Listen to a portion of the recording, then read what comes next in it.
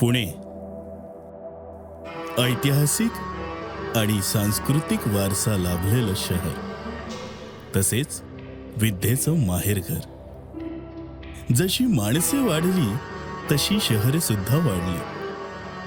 जरी मानवी जीवन सुखकर झाले तरीही एकीकडे काही समाज आजही विकासाच्या विळख्यात अडकून आहे.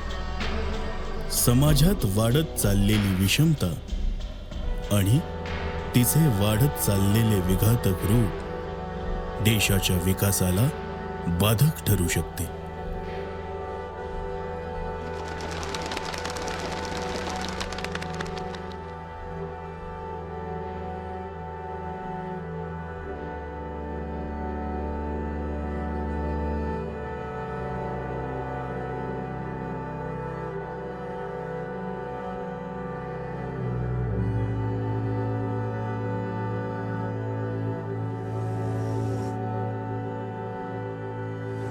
नमस्कार. जय हिंद, जय महाराष्ट्र. आम्हाला महानगरपालिकाला आणि कॉर्पोरेशनला आमचं मागणी काय आहे की आम्ही पटकी आदिवासी समाज जे आहेत, आधार कार्ड नाही, पॅन कार्ड नाही, वोटिंग फोटो मागतात, लय काय पण मागतात, पण आम्ही आता आणणार. काय काय लोकांचे वोटिंग कार्ड, आधार कार्ड म्हणा ही काढले, पण अतिक्रम वाले ना सामान घेऊन द्या, यांना पाणी प्यायला घाला सुद्धा ठेवत नाही. एवढी बिकट परिस्थिती आहे. आता दवाखान्यात गेलं तर काय म्हणते, तुम्ही रहिवासी कुठलं पेन्शन कार्ड पाहिजे, तिथलं काय म्हणते की आधार कार्ड पाहिजे, तिथलं काय म्हणते ते ओळखपत्र पाहिजे. गेल्या 3 वर्षे त्या काळामध्ये आदिवासी मंत्री, महानगरपालिकाचे अधिकारी ती समदे कार्यक्रम देऊन त्यांच्यामध्ये 500 कुटुंबाला घरं द्यायची मंजुरी केली. त्याच्यामधनं 109 घरं मंजूर झाली. ती घरं मंजूर होऊन आज 2 वर्ष झाले, तरी पण ह्यांना जाऊन दिलं नाही. आणि आम्ही तेवढं वाट पाहून पाहून आम्ही आमची हे दिल आहे का नाही, जीव आहे का नाही, त्या जीवामधनं काढून येईल कशाचं घेरदार. आपली बहीण आहे, आई आहे, ताई आहे, हा मुलगी आहे, त्यांना पिढ्यामध्ये आंघोळ करायचा शौक नाही.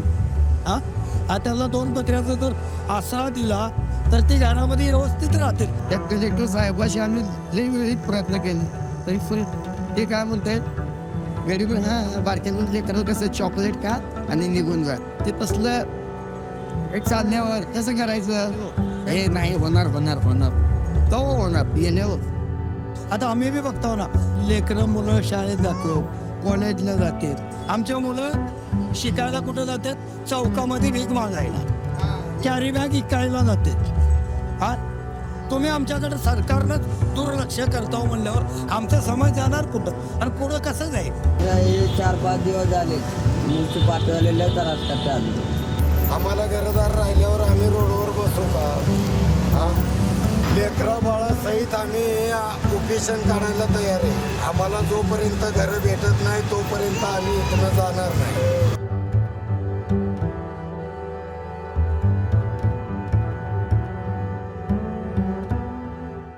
बिगारे काम करते पण काम पे भेटत नाही ना, काय नाही. इथे कमिटीवाले येतात, आम्हाला लई त्रास करते.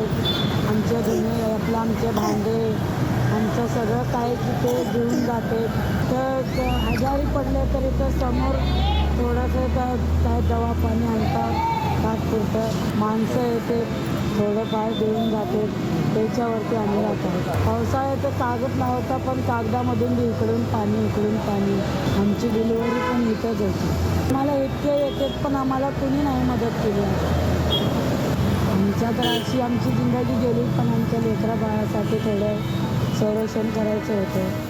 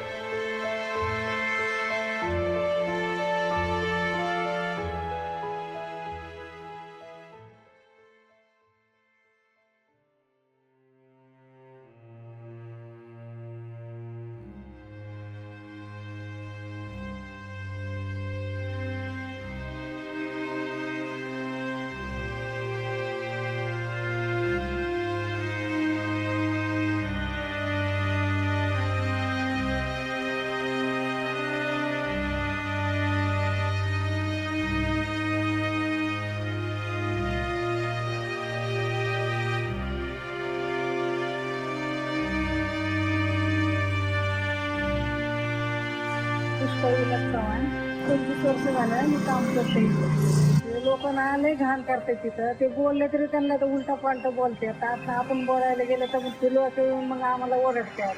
तुम्हाला काय त्रास आहे, तुम्ही पगार घेत नाही का, असं ते आम्हाला बोलतात. ते आपण ओरडलं ना त्यांना तर ते काय बी मारायला येतात, दगड मारतात आणि लपतात. लय लोक त्यांना जेवण आणून द्या ते तिथंच टाकतात, खात्यात बी तिथंच टाकतात. जेवढं लागल बाबा आपल्याला लागतं तेवढं घेत नाही ते. घ्या घ्या किती बी घेतात, कुणी आलं तरी ते घेत राहतात. ते असं काही ते आता मिळालं आम्हाला नको म्हणून असं म्हणतच नाही. आणि आपण म्हणलं ना कशाला घ्यायचं, जेवढं खायचं तेवढंच घ्यायचं, तुम्ही आणून देता का आम्हाला, ते असं उलटं पालटं बोलतं. ते दररोजच कचरा आहे. असं नाहीच की आता कचरा नाही स्वच्छ इथं, तसं नाहीच आहे. असं डीप लावून ठेवतं, ते उचलून घेतो आम्ही. नाही उचललं तर मग आपल्याला वरनं बोलणं हेच ना. म्हणजे येणारा जाणारला सुद्धा त्रास आहे. त्यांची भांडणं जर लागली ना दगडफेक करतात, मारामारी असतात, रस्त्याने पळापळी करतात. मग आता ते करायला लागल्यानंतर जाताना असं कुणी नागरिक लोकांना लागलं त्याला जबाबदार कोण. कॉर्पोरेशन आले ना सगळं तोडून बिडून ते सगळं घेऊन जातात. तरी 2-3 दिवसांनी ते परत येतात. हे घाण बी होते, नागरिक लोकांना बी त्रास आहे, शिवाय घालणार देतात. हे असं आहे. पण आता 1 जणांनी 2 जणांनी बोलून होत नाही ना, आपलं कुणी ऐकणारच नाही. त्यांना कोणतरी चांगलं मोठं माणूस पाहिजे त्यांना बोलायला बिलायला.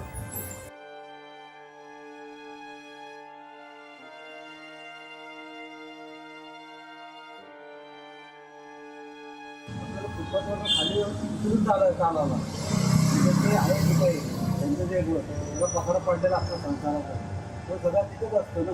लोकांनी जर विरोध केला की तात्पुरता आपला आलानंतर परत येत असते. 15 दिवस ते महिना झाले की परत झोपड्या पडतो. सरकारने त्यांना जरी ना घरं दिली तर घर भाड्याला सोडून परत घालून झोपड्या बांधणार ते. सरकारने जर त्या नागपूरमध्ये जे काही दिलं, एक समजा योजना आपली तुम्हाला इथं काम करा, तुम्हाला आम्ही हे लोकांना त्याचं माहिती आणि सगळ्याची त्यांना सवय लागली. तर भरणार तो फक्त सामान्य माणूस मध्यमवर्गीय असतो ना, तोच कष्ट करतो. तो रिक्सर लाईट बिल भरणार नाही, भरलं की लगेच महिना झालं की लगेच लाईट तोडायला त्याची त्या भीतीपोटी तो वेळोवेळी सगळं भरत असतो.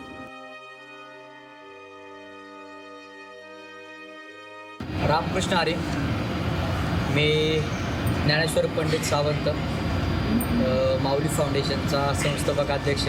ही माऊली फाउंडेशन ही जी संस्था आहे जे रोडवर भटकणारे बेघर, निराधार, बेवारस अशा प्रकारच्या निराधारांसाठी आपली संस्था काम करते. पहिली कॅटेगरीचे लोक असे असतात जे पैसे मागणारे लोक असतात, फक्त त्यांना खऱ्या अर्थाने त्यांना मदतीची गरज नसते. हे लोक तेवढे सुशिक्षित नसतात. आपण जो पैसा देतो किंवा मदत जी पण काय करतो तर आपल्याला काय वाटतं की चला जाऊ दे 5-10 रुपयाने काय होणार आहे. मग त्या 5-10 रुपयाचे कमीत कमी ते दिवसातून किती कमवतात किती नाही ते आपण अंदाजा पण लावू शकत नाही, एवढी त्यांची कमाई होते. संध्याकाळच्या टायमाला फुल दारू पिणे, बिड्या, तंबाखू, सिगरेट वगैरे ओढणे, त्याचबरोबर गांजा वगैरे ओढणे. त्यांच्या 1, 2, 4 बायकांना 5, 6, 10 मुलं असतात, तर त्या मुलांचा उपयोग ते एक रोजगार म्हणून करतात. फुलं वगैरे विकायचं, सगळं काही ना काही विकायचा प्रयत्न करून आपलं समोरच्याला असं दाखवत की मी खूप इनोसंट आहे आणि मला मदतीची गरज आहे. तर खऱ्या अर्थानं त्यांना मदतीची गरज नसते. मदत जरी कुणी त्यांना जरी दिली तरी मग ते काय करतं की त्यांना एक हॅबिट, एक प्रकारचं सवय झालेली असते. मी कचऱ्यातच राहणार, मला फक्त 2 रुपये कुठून तर भेटतात दररोजचं आपल्या त्याच्यावरच मला गुजारा करायचा. मला माझी पिढी सुधारायची नाही ना, मुलं सुधारायची नाही आहेत ना, मला स्वतःला सुधारायचं. मेन मुद्दा ह्या समाजाचं शिक्षण आहे. जर या समाजापर्यंत शिक्षण पोहोचलं तर आपोआपच सगळ्या गोष्टींमध्ये बदल घडणार आहे.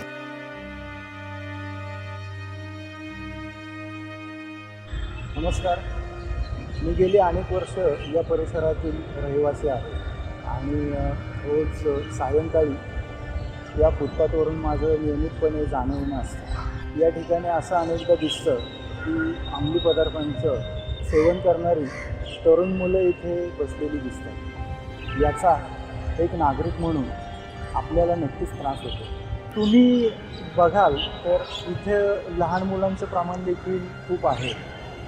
ही चिमुकली मुलं ज्या वयामध्ये त्यांच्या हातात पाटी आणि पेन्सिल असावी त्या वयामध्ये ही मुलं चुकीच्या मार्गाने, वाममार्गाने पैसे कमवण्यासाठी त्यांचे आईवडील त्यांना पिटळवताना दिसतात. परंतु कुठेतरी पालकांच्या अनास्थेपायी या मुलांचं भवितव्य अंधारात झाकोळून गेलं असं मला वाटतं. तर यासाठी समाज म्हणून आपण त्यांचं काही समुपदेशन करू शकलो तर नक्कीच हे चित्र बदलू शकतं.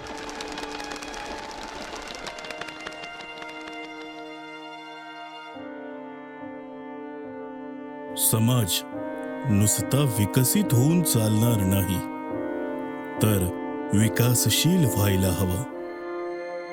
समाजातील प्रत्येक आवाज या देशाचा खरा आरसा आहे आणि या आरशात दिसणारा प्रत्येक चेहरा एक समान आणि न विभागलेला असायला हवा.